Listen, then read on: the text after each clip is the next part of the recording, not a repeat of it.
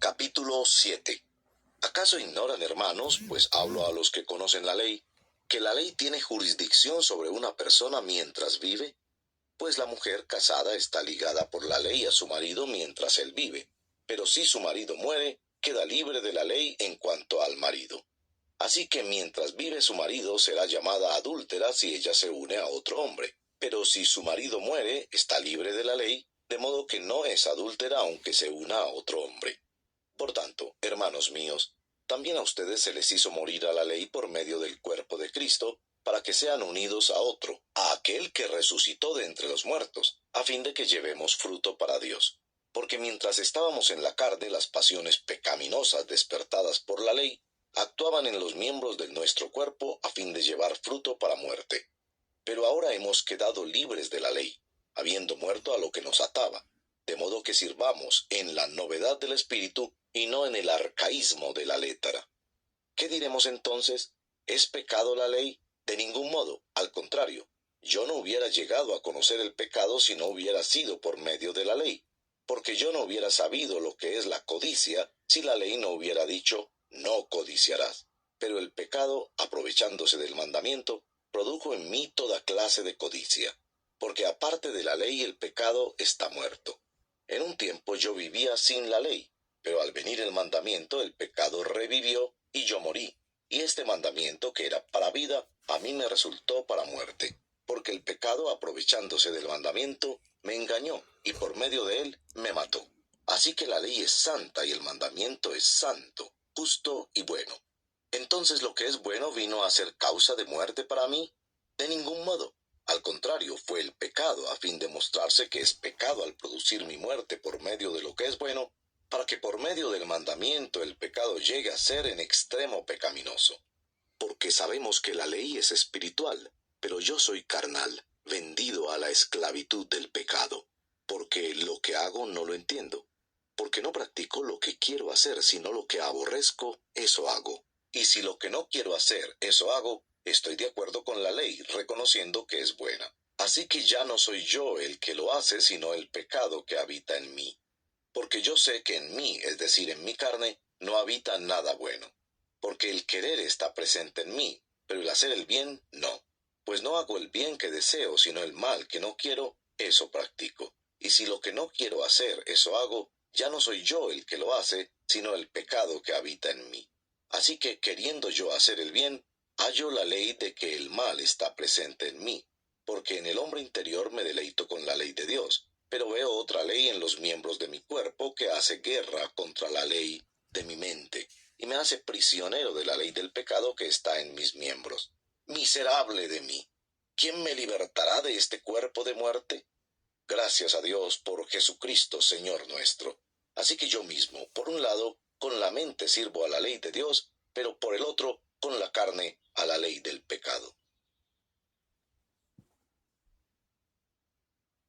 Capítulo 8. Por tanto, ahora no hay condenación para los que están en Cristo Jesús, los que no andan conforme a la carne, sino conforme al Espíritu. Porque la ley del Espíritu de vida en Cristo Jesús te ha libertado de la ley del pecado y de la muerte. Pues lo que la ley no pudo hacer, ya que era débil por causa de la carne, Dios lo hizo, enviando a su propio Hijo en semejanza de carne de pecado, y como ofrenda por el pecado condenó al pecado en la carne, para que el requisito de la ley se cumpliera en nosotros, que no andamos conforme a la carne, sino conforme al Espíritu. Porque los que viven conforme a la carne, ponen la mente en las cosas de la carne, pero los que viven conforme al Espíritu, en las cosas del Espíritu. Porque la mente puesta en la carne es muerte, pero la mente puesta en el Espíritu es vida y paz. La mente puesta en la carne es enemiga de Dios, porque no se sujeta a la ley de Dios, pues ni siquiera puede hacerlo, y los que están en la carne no pueden agradar a Dios. Sin embargo, ustedes no están en la carne, sino en el Espíritu, si en verdad el Espíritu de Dios habita en ustedes. Pero si alguien no tiene el Espíritu de Cristo, el tal no es de él. Y si Cristo está en ustedes, aunque el cuerpo esté muerto a causa del pecado, sin embargo, el Espíritu está vivo a causa de la justicia.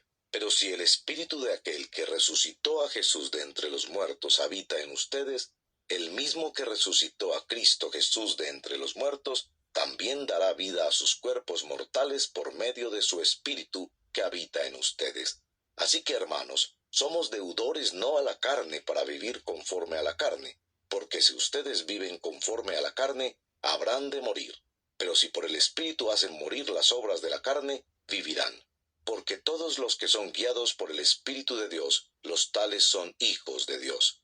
Pues ustedes no han recibido un espíritu de esclavitud para volver otra vez al temor, sino que han recibido un espíritu de adopción, como hijos, por el cual clamamos, Abba, Padre.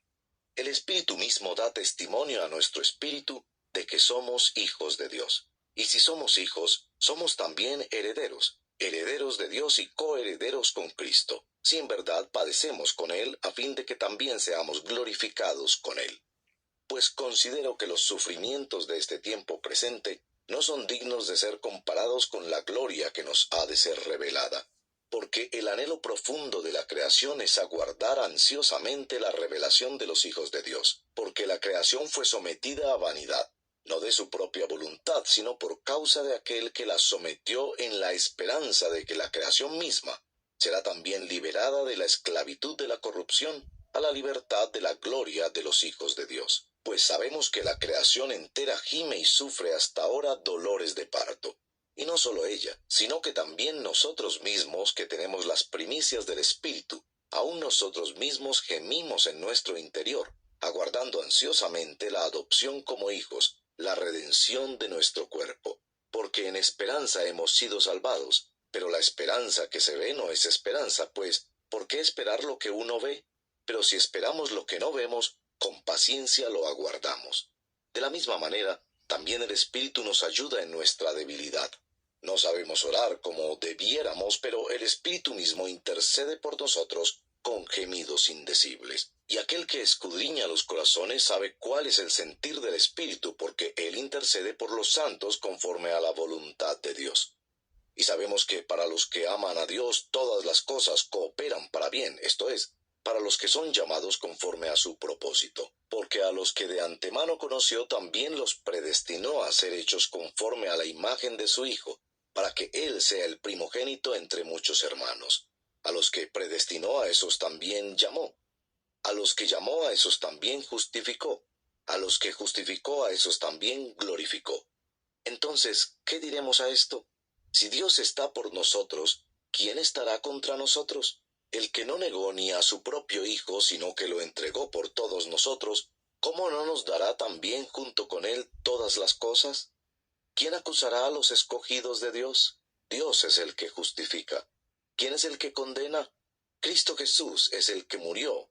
Sí, más aún, el que resucitó, el que además está a la diestra de Dios, el que también intercede por nosotros.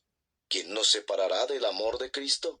¿Tribulación o angustia o persecución o hambre o desnudez o peligro o espada? Tal como está escrito, por causa tuya somos puestos a muerte todo el día. Somos considerados como ovejas para el matadero. Pero en todas estas cosas somos más que vencedores por medio de aquel que nos amó. Porque estoy convencido de que ni la muerte, ni la vida, ni ángeles, ni principados, ni lo presente, ni lo porvenir, ni los poderes, ni lo alto, ni lo profundo, ni ninguna otra cosa creada nos podrá separar del amor de Dios que es en Cristo Jesús, Señor nuestro. Capítulo 9. Digo la verdad en Cristo, no miento, dándome testimonio mi conciencia en el Espíritu Santo, de que tengo gran tristeza y continuo dolor en mi corazón. Porque desearía yo mismo ser anatema, separado de Cristo por amor a mis hermanos, mis parientes según la carne. Porque son israelitas a quienes pertenece la adopción como hijos, y la gloria, los pactos, la promulgación de la ley, el culto y las promesas, de quienes son los patriarcas y de quienes según la carne procede el Cristo, el cual está sobre todas las cosas, Dios bendito por los siglos. Amén. Pero no es que la palabra de Dios haya fallado, porque no todos los descendientes de Israel son Israel, ni son todos hijos por ser descendientes de Abraham, sino que por Isaac será llamada tu descendencia, esto es, no son los hijos de la carne los que son hijos de Dios, sino que los hijos de la promesa son considerados como descendientes. Porque la palabra de promesa es esta: por este tiempo volveré y Sara tendrá un hijo. Y no solo esto, sino que también Rebeca concibió mellizos de uno, nuestro padre Isaac. Porque cuando aún los mellizos no habían nacido, y no habían hecho nada, ni bueno ni malo, para que el propósito de Dios conforme a su elección permaneciera, no por las obras, sino por aquel que llama, se le dijo a Rebeca: el mayor servirá al menor. Tal como está escrito: a Jacob amé, pero a Esaú aborrecí. ¿Qué diremos entonces? ¿Que hay injusticia en Dios? De ningún modo. Porque él dice a Moisés: tendré misericordia del que yo tenga misericordia, y tendré compasión del que yo tenga compasión. Así que no depende del que quiere ni del que corre, sino de Dios que tiene misericordia. Porque la Escritura dice a Faraón: para esto mismo te he levantado, para demostrar mi poder en ti y para que mi nombre sea proclamado por toda la tierra. Así que Dios tiene misericordia del que quiere, y al que quiere endurece. Me dirás entonces: ¿por qué pues todavía reprocha a Dios? Porque ¿quién resiste a su voluntad? Al contrario, ¿quién eres tú, oh hombre, que le contestas a Dios? ¿Dirá acaso el objeto modelado al que lo modela: ¿por qué me hiciste así? ¿O no tiene el alfarero derecho sobre el barro de hacer de la misma masa un vaso para uso honorable y otro para uso ordinario? ¿Y qué si Dios, aunque dispuesto a demostrar su ira y hacer notorio su poder, soportó con mucha paciencia los vasos de ira preparados para destrucción? Lo hizo para dar a conocer las riquezas de su gloria sobre los vasos de misericordia que de antemano él preparó para gloria, es decir, nosotros, a quienes también llamó, no solo de entre los judíos, sino también de entre los gentiles.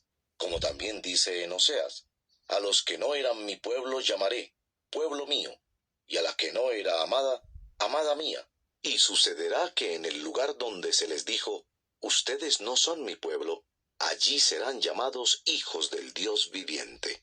Isaías también exclama en cuanto a Israel: aunque el número de los hijos de Israel sea como la arena del mar, solo el remanente será salvo. Porque el Señor ejecutará su palabra sobre la tierra cabalmente y con brevedad.